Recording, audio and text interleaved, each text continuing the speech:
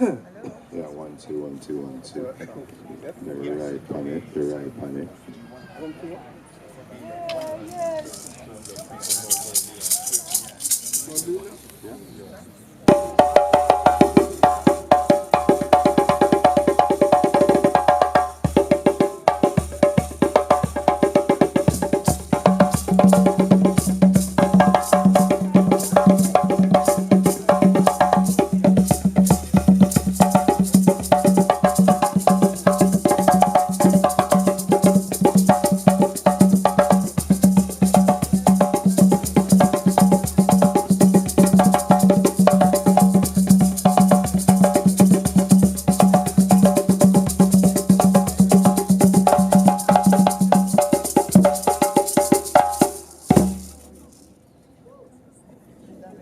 This long time girl me never see you.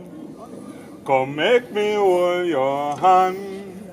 It's a long time girl me never see you. Come make me hold your hand. For peel and young cross, sit down and tree top, pick off the blossom. Make me hold your hand, girl. Make me hold your hand.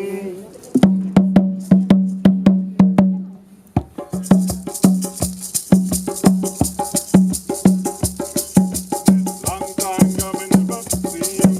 Come make me hold your hand. It's a long time girl me never see you.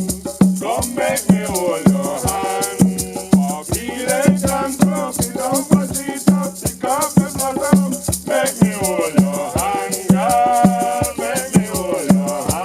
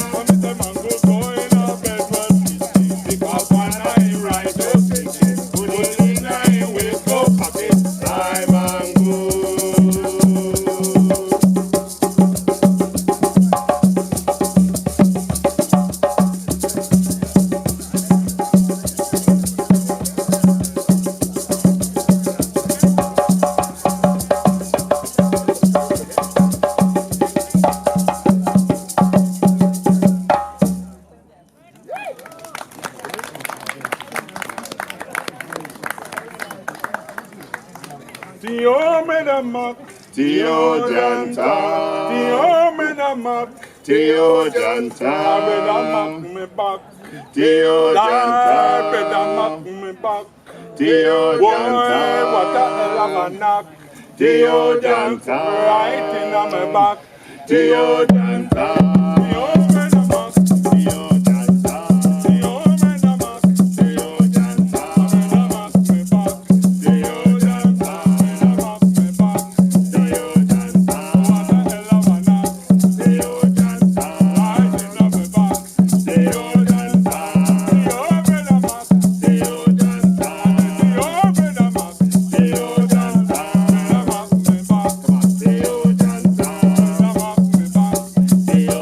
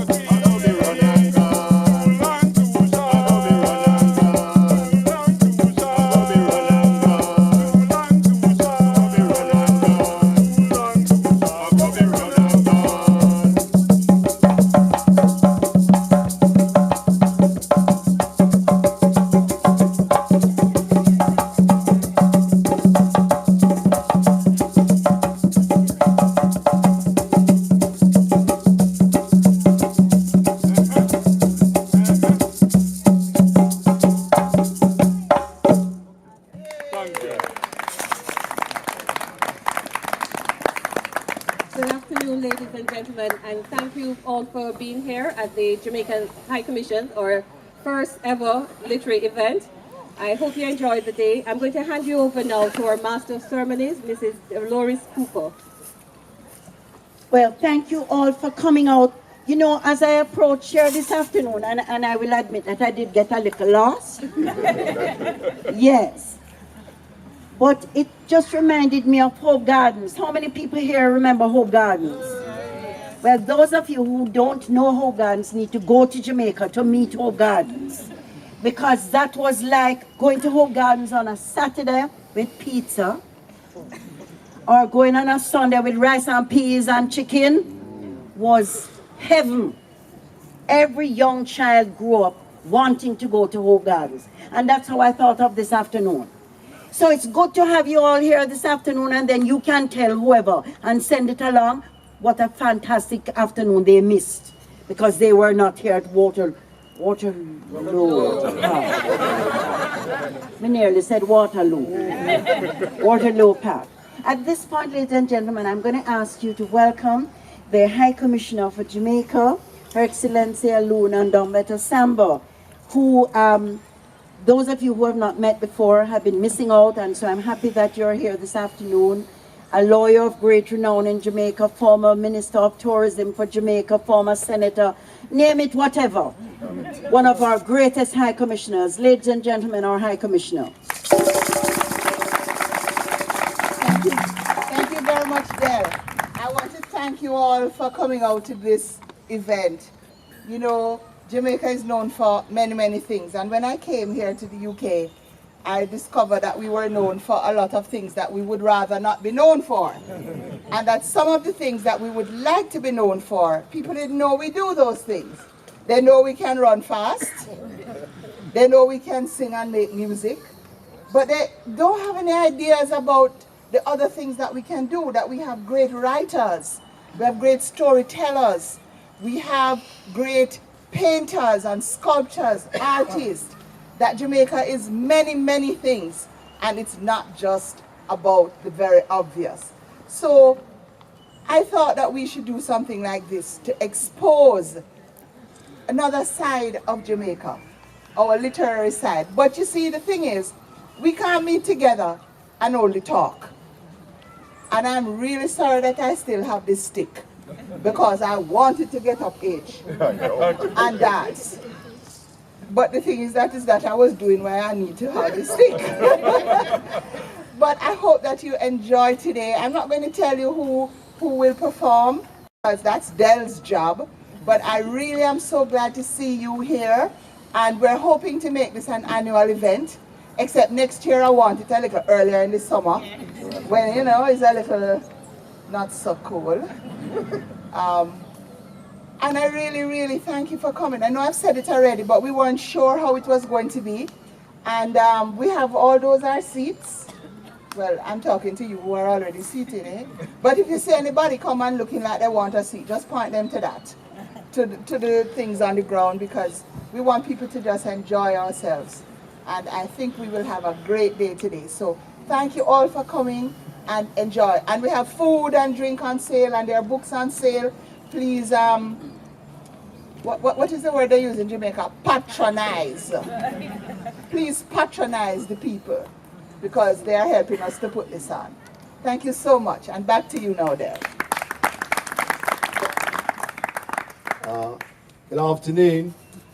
First of all, I'd like to thank Her Excellency, who suggested I should be here today. And I always do what I'm told when the High Commissioner gives me a diktat. I also like to thank Dolores, because I owe her a great debt. For many, many years, Dolores, without any prompting, encouraged people to go and see J.A. Story, The History of Jamaica musical. And I do owe you a couple of £100 for your work. So check me later.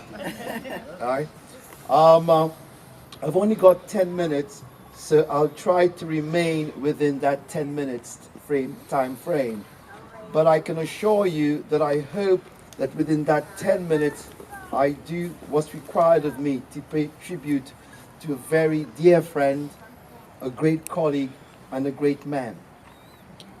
There is an African saying that goes like this: until the lions have their own historians, great tales of hunting will always glorify the hunter.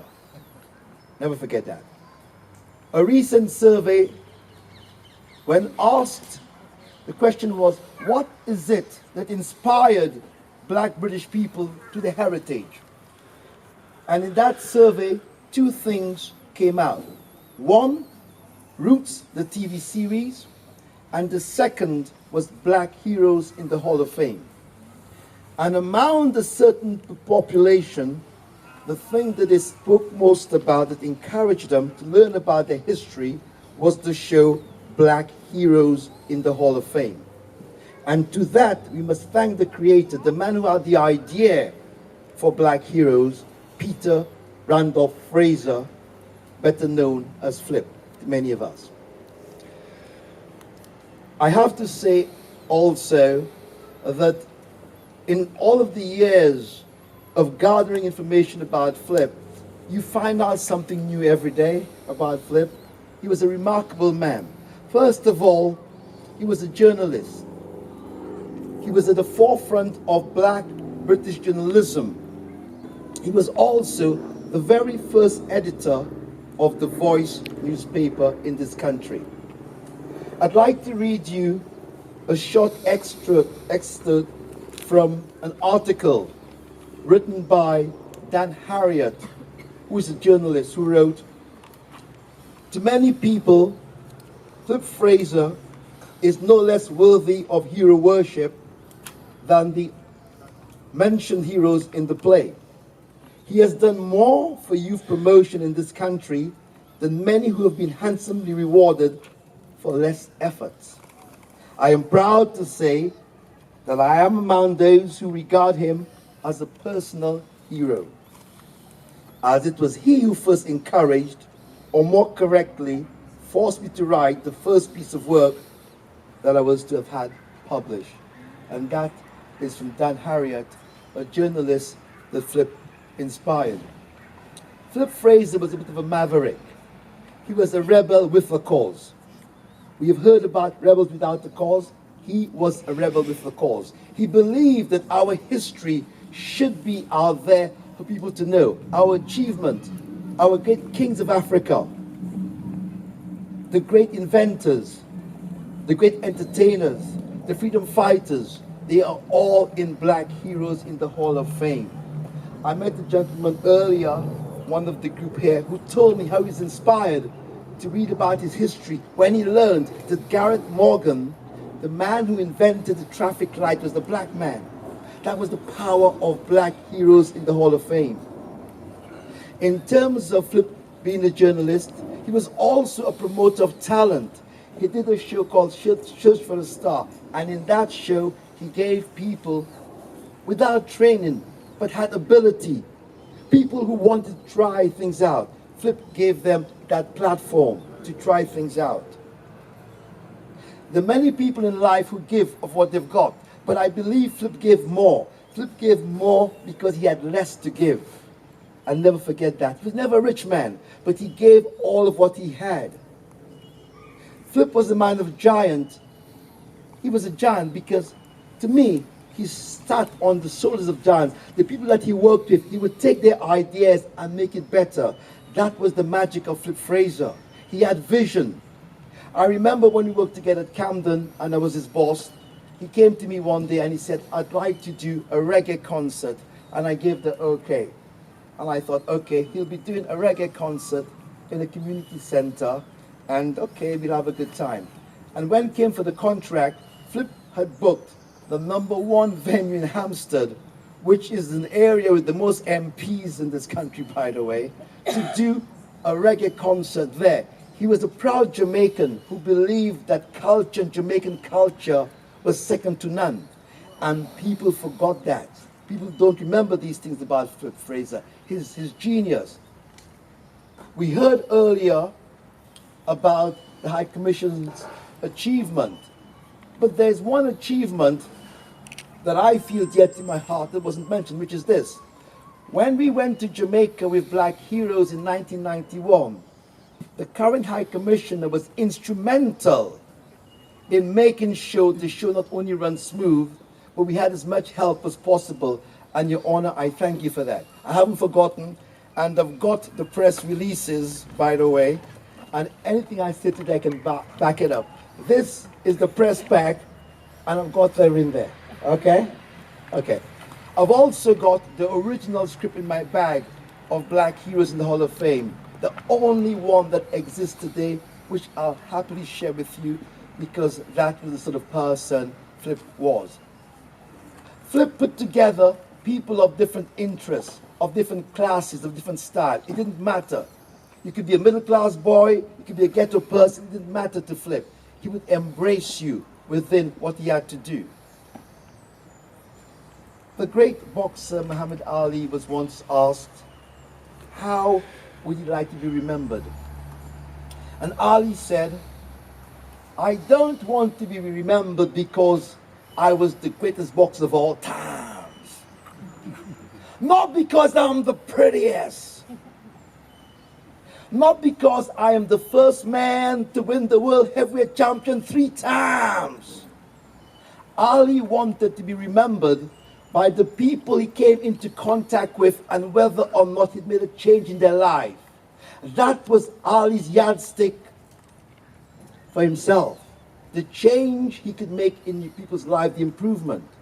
And if Ali can use that yardstick, and if we use that for Flip Fraser, in his field, Flip Fraser, I can assure you, was among the greatest in his field. And if we believe that Flip Fraser was one of the greatest in his field, I beg with you your permission to sum up his life this way, by using the words of the greatest writer in the English language, Mr. William Shakespeare, when in Julius Caesar he wrote, the elements so mixed in him that nature might stand to all the world and say, this was a man. And Flip Fraser was a man. Thank you very much.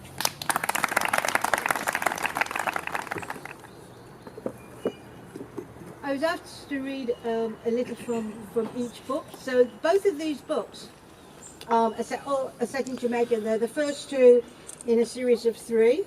Not really a trilogy, linked because it's the same characters, although over the same period of time. So they don't, the time doesn't run off. So it's the same period of time, like 1938, when the first political party comes to be in Jamaica, and then power runs into the 80s after the second Michael Mandy administration.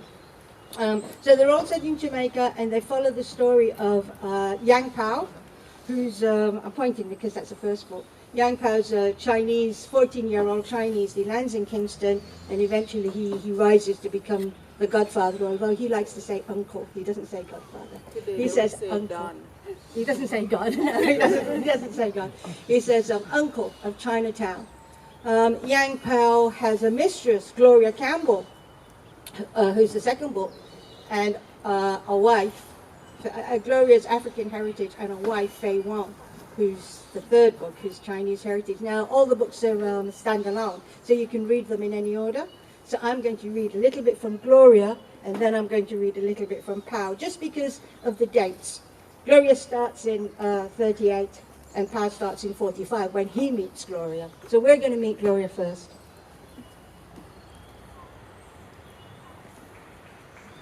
"1938, I hear a sigh across the earth. I grab a piece of wood and I hit him. And I hit him and I hit him. And all I can hear is the dull thud, like when you bash open a ripe watermelon and the juice splash all over you.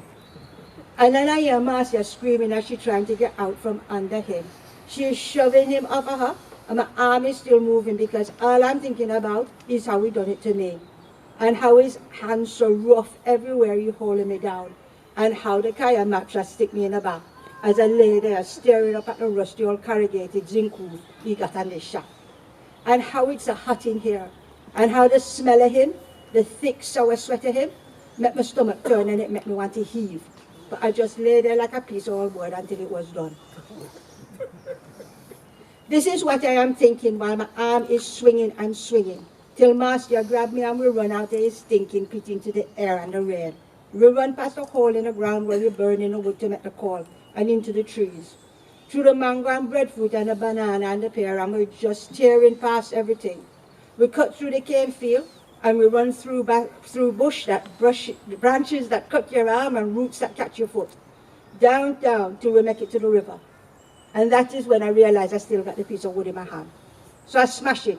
I find a big rock and I smash it and I tear it and I pull it till there was nothing left but twigs and splinters and dust. And I throw the bits into the river. And then I jump in after them because the blood is all over me, with the rain making it run like its own little river of red, rolling down my face and all over my hands and soaking into my frock. And that is when it stopped raining. I said to Marcia to get in and wash herself. We take off the frocks and we rub them under the water and we wring them out and bash them on a rock and we rinse them some more. And then I tell her to make sure she do between her legs as well. And she said to me, him didn't do nothing to me, you know. Him just get on top of me when you bust through the door. It no matter, wash away what him intend to do to you. We lay out the frocks and we dry them on a big rock in the sun, and I tell Master we must go hide in a bush till the clothes dry.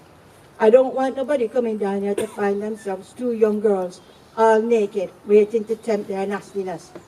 When the frocks dry enough, we put them on and we start walk back home. I said to Marcia, what are you doing up there in the shack with him anyway? I meet him on top road with a whole heap of wood him carrying to go make the call. But him rope bust and he said, if I go and help him down the road. So I take it. And when we get there, him said to me, if I want to go inside for a glass of lemonade, and I said, yeah. And that is when he jumped me. I didn't say nothing to her because it's too late now for any advice I would be fixing to give. And then she said, what we going to tell Mama? We're not going to tell her nothing. We're not going to tell her. She only going to say to you the same thing she said to me. Right then, Marcia just stopped walking and she turned to me. Him do it to you? Him actually do it? Maybe 2 years back when I was about the same age as you. And what did Mama say to you? She said, how many times I tell you to stay away from that man? Barrington Maxwell not right in the head. Wouldn't nobody have nothing to do with him if it wasn't for the calling making up in them hills. She didn't say nothing to you about what him do? I just finished telling you, she didn't say nothing.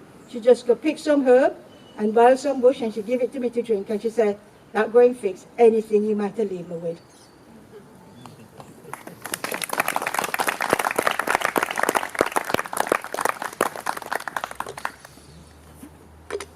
So that tells the story of how the police come, obviously, and the two sisters run away to Kingston, and so Gloria ends up in Kingston, and then 7 years later, she meets Pal, which is actually the first book, right? So 7 years later, it's now 1945, and she meets Pal. This is how Pal begins.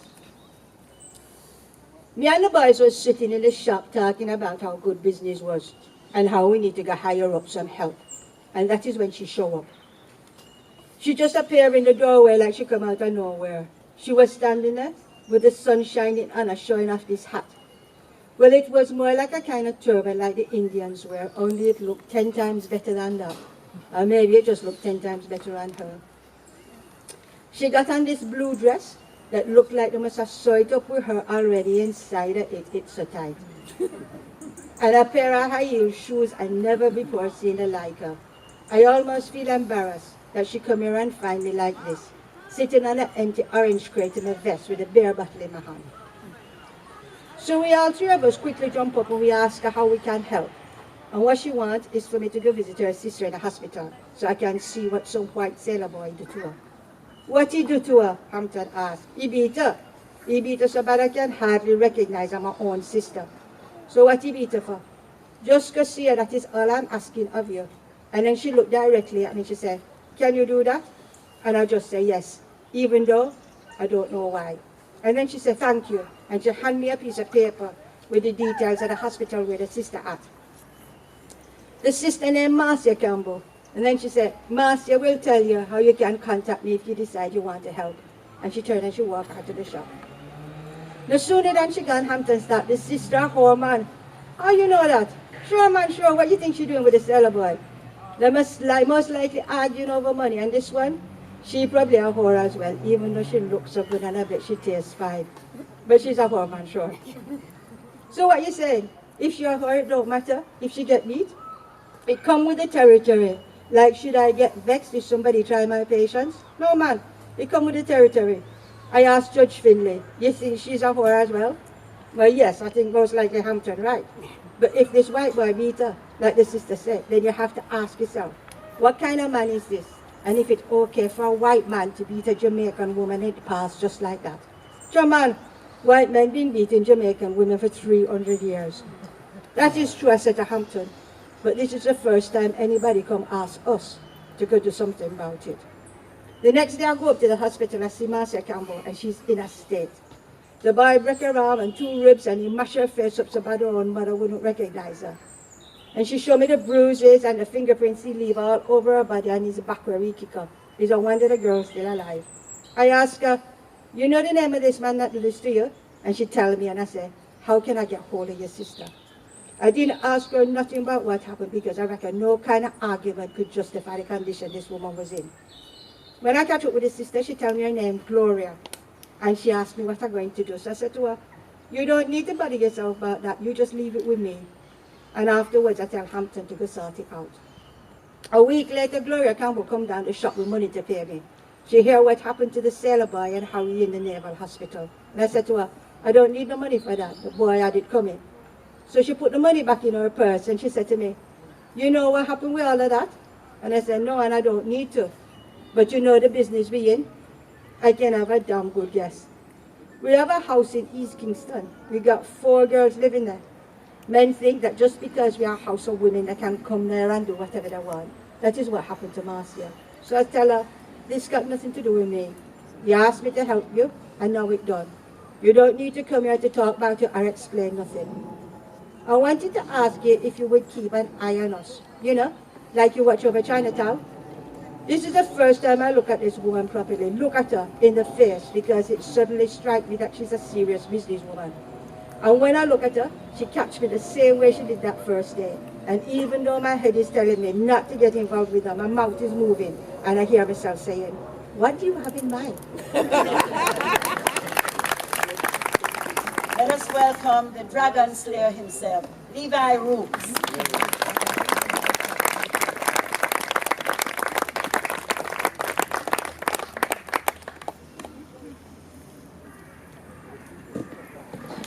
Lord of mercy.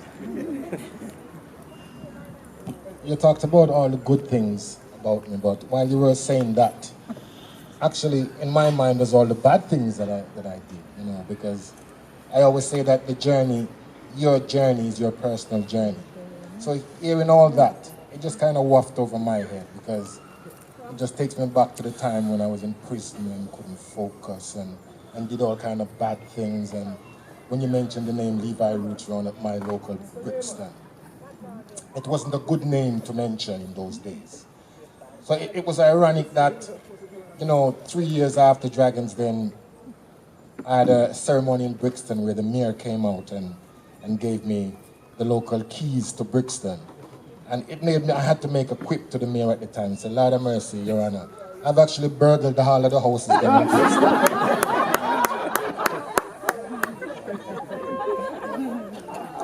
Including the town hall. So, it's, you know, for me, it's about your journey, you know, but I wouldn't change it. I mean, I don't rejoice it, you know, because it's pain and everything like that. But to get from one end of something and get to the other, it's that bit in the middle that's important. You know, it's your journey. Like I said the other day, you know, you go somewhere and, you know, you swim the mile and you're bathing at the fountain and everything and you make love to the mermaid and everything like that. In your memory, don't just remember the mermaid. Remember the journey within that. So that's why hearing those things, but for me, the most crucial part of my life and how I managed to turn it all around was that bit in the middle. And within that in the middle, there's so many people that kind of helped me through the whole thing, you know, to be here. Because someone mentioned about Mobo nomination, and I know Nikki Heezer is here who, can you give a round of applause, please? Because she's the person who's responsible for this here. And it was time like that in my journey that I managed for people like that to kind of help me through. So it didn't all was down to me. No. Hands up everybody here who did enjoy the food here earlier. Yeah, man. Yes? We never have no sauce on it though, did you? You have some you're feeling. Who's gonna answer? Come on. Yes. Pass it on. Pass it on. Now you know what I'm like. It's gotta be done. It's gotta be done. Pass it on. Pass it on. No. What else have I got in this bag here? I have a book. She mentioned book as well. See it here? The sweet book. And just a quick raffle to say anybody. If anybody can tell me which part of Jamaica that I am from, which I think is the greatest parish in Jamaica. Portland. If you tell me, not just the parish, but maybe where I'm from kind of thing still. But if you tell me the parish, if nobody else get it, you will get it. So we start with the parish. Clarendon. Portland. Who said me a pen? Lord of mercy. Yes, because I did say everybody kind of know Clarendon still, but Maypen, most people that come from Maypen will tell you that when you mention town, you better talk about Maypen. You see, so Maypen is where I was born, the kind of place where I was born in Clarendon, and it's fantastic that we talk about investment for Jamaica, and I was very proud to open my store in Devon House, which the Rastaman mentioned about Devon House and about George Tibel. And for me, one of the reasons why I went back to Devon House was because of the story of George Tibel, Jamaica's first millionaire who went abroad and came back and built Devon House, as the Virgin was saying. But for me, if Lady Musgrave was around today, and she wouldn't have to build a road around, she'd have to dig a tunnel under there so to reach halfway tree. But the story is actually true. You know, for her to get from where she lives, she had to build a road around Devon House to be able to get to halfway tree. So it was really, for me, something special for me to went back to Jamaica and invest in Jamaica, because I've talked a lot about that. So the proof is in the pudding. If you do go now, please visit my store in Devon House in Jamaica, because I'm very proud of it that I left Jamaica as a 9-year-old boy and went back there and did something with my business that you have helped me with. Now, I'm going to sing a song for you that I've written for my new album, and for me, rice and peas is perhaps Jamaica's greatest kind of fast food in some ways. Because wherever you go at any takeaway or what have you like that, you will get your jerk chicken, plus you will get your what?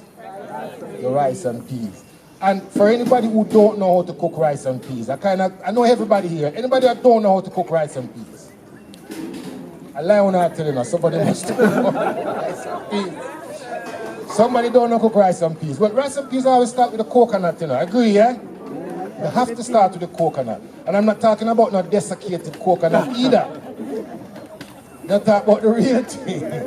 So everybody starts in a Lord of mercy, a desiccated coconut we use. But if you are going to do the real rice and peas, it has to be the real thing. So you start with desiccated coconut, you grate out, you boil your peas, you drop in your scallion, you drop in your what? Your piece of honey, and you drop in your old Scotch bonnet. You know it, yeah? You know the rice and peas. Then what else you drop in? You drop in your thyme, and one little black thing for your pepper. The pimento you drop in there. Anything else? Kayapi black sauce. What's the sauce?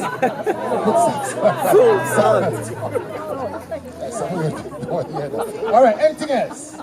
All right, then what you do, you wash the rice almost about 3 times, yes? About 3 times to get rid of the starch and everything like that. So by the time you put the rice in, the last water in your rice should be run what? Clear. So when you put, after the peas boil and you put the rice in now, you make sure that says the water is about that above it, because you're not going to open the pot, you know. Because I hate when somebody come into my kitchen and me have on my rice and peas and then them come and say, leave it where you cook, sir, and open the pot. What happens when you do that? All of the steam gone, the flavor gone out of it. So once you put the rice in, you turn up the fire till it boil, you turn the cover, you turn it right down to the lowest point, and then you leave it to simmer. So while it simmer, you have to introduce you to my backing vocalist and my guitarist. You know, come forward now. Yes. Yes. So ladies and gentlemen, please give a round of applause while the pot is swimmer, or even simmer. Yeah. To Valerie Skeet, and Nana Genesis, and guitarist Jesse.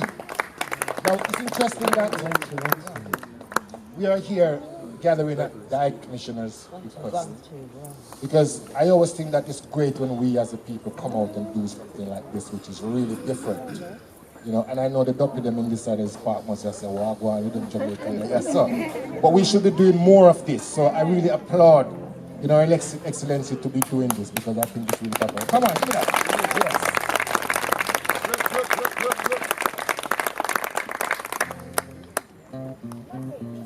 Are you ready? All right. Rice and peas, a sufferers feed. Rice and peas in the ghetto. Rice and peas, a sufferers feed. Rice and peas in the ghetto. Yes, I've got the recipe, and I've got what you need. It gives me the energy and makes me feel healthy. Some people love it in America, and some people cook it in Africa, and some people love it in Jamaica. All over, all over, all over. Rice and peas, a sufferers feed. Rice and peas in the ghetto. Rice and peas, a sufferers feed. Rice and peas in the ghetto. Do you know what it's like to go to bed on a hungry belly? A mama put on the pot on the fire with source of water. We cry and we sing till we fall asleep, squalling with Jacana. We don't have no food, we change the mood. We only wishing and we dreaming of some rice and peas. Rice and peas, a sufferer's feed.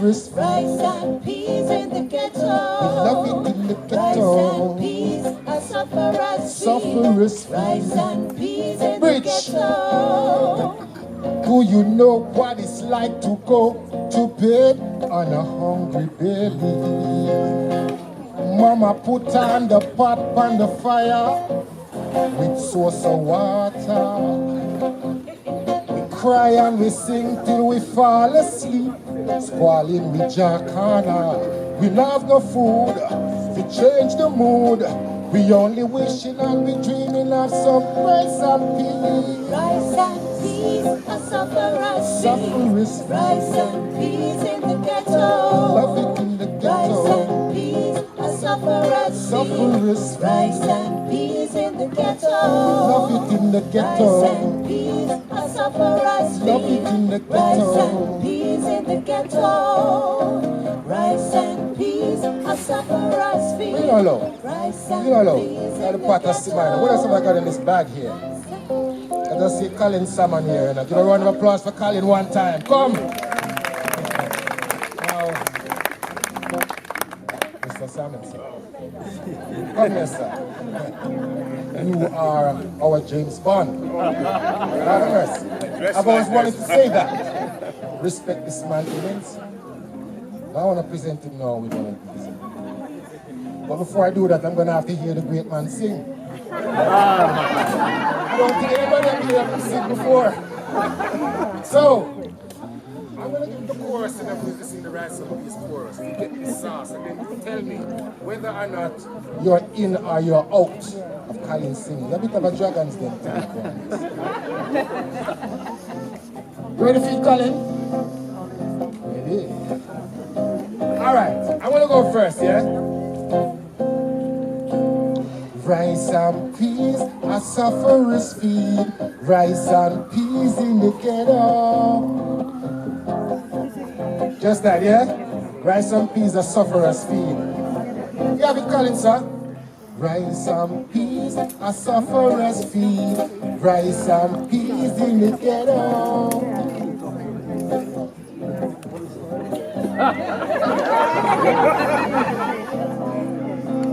Rice and peas, sufferer's feed. Rice and peas in the ghetto.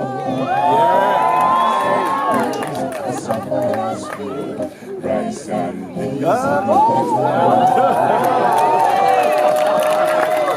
Yeah, take this and go and listen them, Colin, if you want to for sure. Go and listen them. Yeah. But you can't rap it though, can you? You can't rap it. Alright, watch this now. Tick goes the talk, Rolex my watch, Savaro suits and diamonds in my locks. I'm taller than Shaq. I'm madder than Max. I'm so swaggerific with my style and panache. I've got these 8 bars of tracks just before I relax. And I'm rolling with Rihanna and the dude Jamie Foxx. I'm like Cocky the cat. I'm like Roland the rat. I can be your puddy tat. You're suffering succotash. Rice and peas, I suffer is feed. Rice and peas in the ghetto. Rice and peas, I suffer is feed. Rice and peas in the ghetto. Rice and peas, I suffer is feed. Rice and peas in the ghetto. Rice and peas, I suffer is feed. Rice and peas in the ghetto. Do you know what it's like to go to bed on a hungry belly? Mama put on the pot on the fire. We don't have no water, but we cry and we sing till we fall asleep. Squalid with Jacana. We don't have no food. If we change the mood, we only wishing and we dreaming of some rice and peas. rice and peas, a sufferer's Sufferers. rice and peas in the ghetto. Love it in the ghetto. A sufferer's Sufferers. rice and peas in the ghetto. Thank you, ladies and gentlemen. It's fantastic. You can download the single and make sure tomorrow when you cook the rice and peas, but on there. Let's sing along to it, yes. Rice and peas, a sufferer's feed. Rice and peas in the ghetto.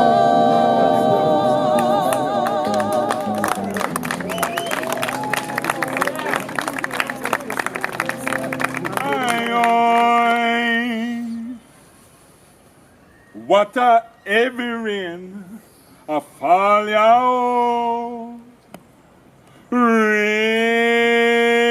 Rain, oh. What a heavy rain they fall. Miss a breeze I go blow. Figure wet me down a gully, oh. Rain, oh,